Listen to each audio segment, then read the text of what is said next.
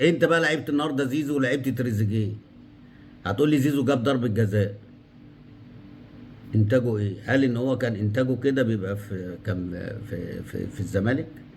طب ما شاطش ليه ضربه الجزاء؟ انتوا جايبينه عشان ضربه الجزاء، ما شاطش ليه ضربه الجزاء؟ ما شاطهاش ليه؟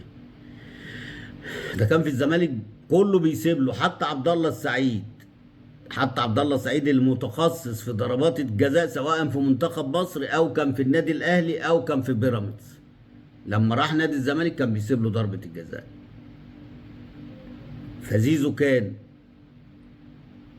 سيد الناس، اصبح حاليا واحد من الناس عادي عمال يجري وبتاع. وطبعا ال- التعليمات جت ان لازم تعلوا زيزو ايا كانت النتيجه، ابعد عن النتيجه بس علوا زيزو، علي زيزو. يا عامل مباراه النهارده، واحد يقول لك ده النهارده ده 30 40 مليون.